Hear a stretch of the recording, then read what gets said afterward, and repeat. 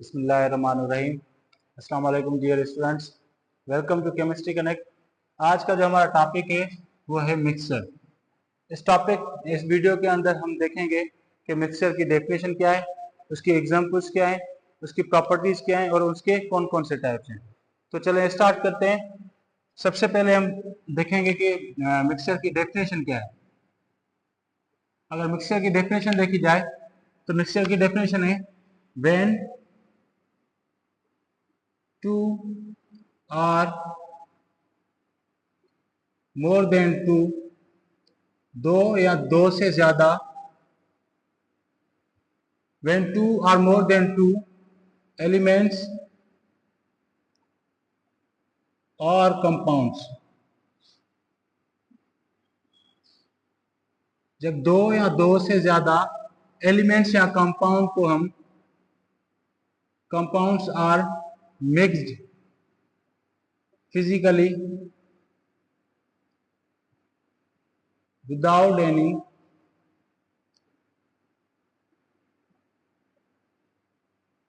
Any fix ratio.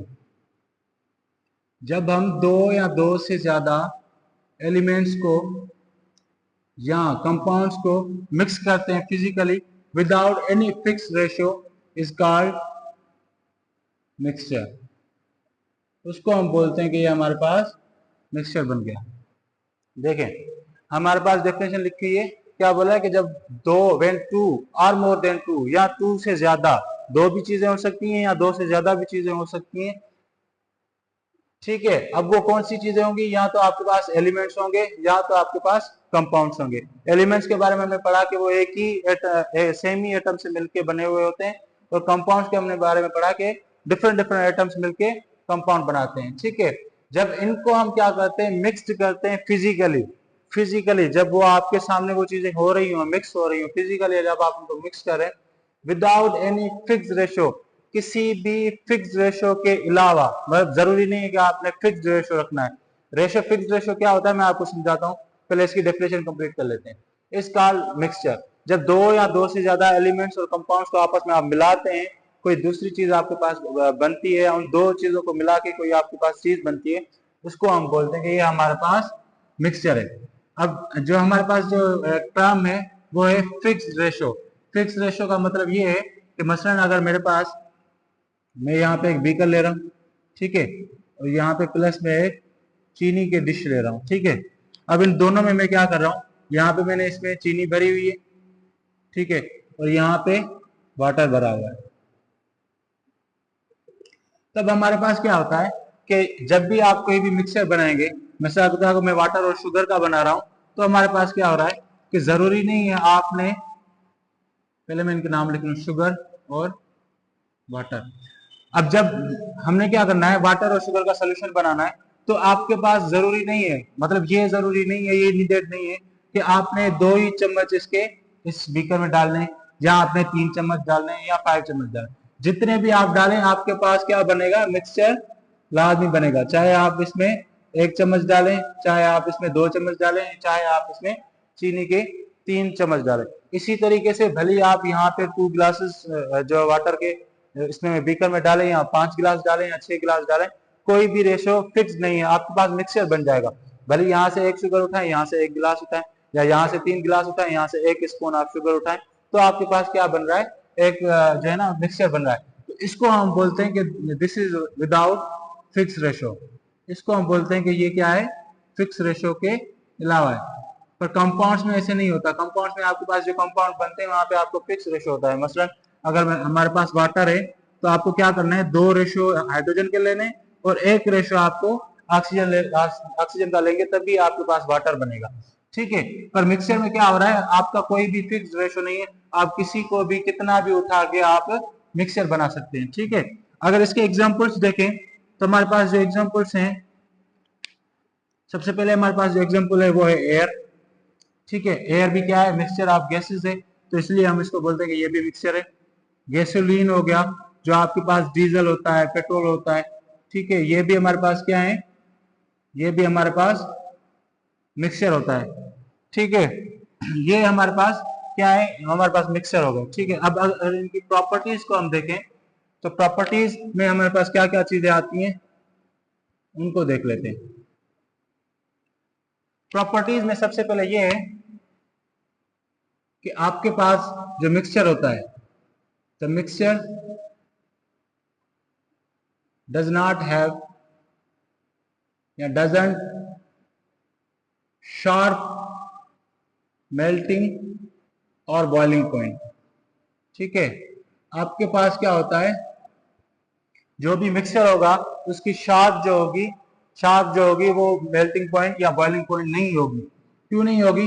देखें, अगर फर्ज करें मैं इसी सोल्यूशन को जो हमारे पास शुगर और वाटर का बना हुआ है, ठीक है, इसी को अगर मैं क्या करता हूँ, बॉयल करना, हीट करना स्टार्ट करूंगा, तो हमारे पास क्या होगा कि आप जैसे जैसे इसको हीट करते जाएंगे तो यहाँ पे क्या होगा कि आस्ते आस्ते फर्ज करेंगे 50 पे क्या होगा, बॉयल होना स्टार्ट हो जाएगा।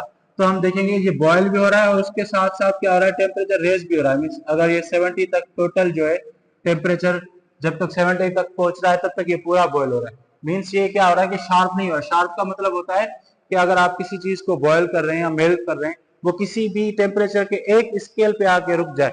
जैसे वाटर है, वाटर की कितनी है, 0 सेल्सियस है। तो आप जब आप वाटर को फ्रीज करते हैं तो जैसे ही 0 सेल्सियस पे टेम्परेचर आता है आपका टेम्परेचर रुक जाता है।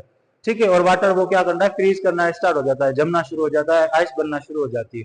पर वो इसको हम बोलते हैं कि ये हमारे पास शार्प पॉइंट है।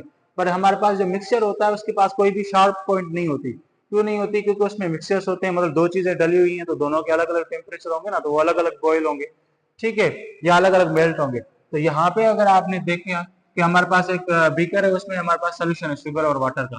तो जब हम इसको बॉयल करें तो ये 50 पे बॉयल होना स्टार्ट हुआ था, 70 तक टेम्परेचर जाके पहुंचा है, फिर जाके ये खत्म हुआ है या टोटली जो है बॉइलिंग पॉइंट इसकी हो गई। तो इसका मतलब ये हुआ कि इसकी जो मिक्सचर होते हैं उनकी मेल्टिंग पॉइंट या जो बॉइलिंग पॉइंट होती है वो शार्प नहीं होती। अगर दूसरी पॉइंट देखें तो दूसरी पॉइंट हमारे पास है कि जो मिक्सचर होते हैं उनके केमिकल फार्मूलाज नहीं होते। The mixture does not have any chemical formula. इनके पास कोई भी केमिकली फार्मूला नहीं होता। ठीक है, थर्ड वन पॉइंट हमारे पास ये है कि हमारे पास जो मिक्सचर के जो कंपोनेंट्स हैं, ठीक है, जो मिक्सचर के कंपोनेंट्स हैं, they retain their own physically properties. ठीक है, the components of mixture retain their own properties। इसका मतलब यही है कि फर्ज करें, जैसे हमने यहाँ पे एक ही एग्जांपल लिया हुआ है, शुगर और वाटर। जब आप इन दोनों को आपस में मिक्स कर रहे हैं तब यहाँ पे क्या हो रहा है कि आपके पास जो शुगर है और प्लस में जो वाटर है, ये दोनों दोनों अपने रिटेन करेंगे। रिटेन का मतलब होता है बरकरार रखना। ठीक है, रिटेन मीन्स बरकरार रखना, ये अपनी अपनी प्रॉपर्टीज बरकरार रखेंगे। वाटर जो होगा वो वाटर ही रहेगा, शुगर जो होगा शुगर ही रहेगा। जब आप इनको सेपरेट करेंगे तो ये दोनों चीजें आपको जैसी थी वैसी ही मिलेंगी। ठीक है, इनमें कोई भी केमिकली चेंजेस नहीं आएगा या कोई भी इनपे इफेक्ट नहीं पड़ेगा। ठीक है, फोर्थ वन हमारे पास जो पॉइंट है वो हमारे पास ये है कि these mixtures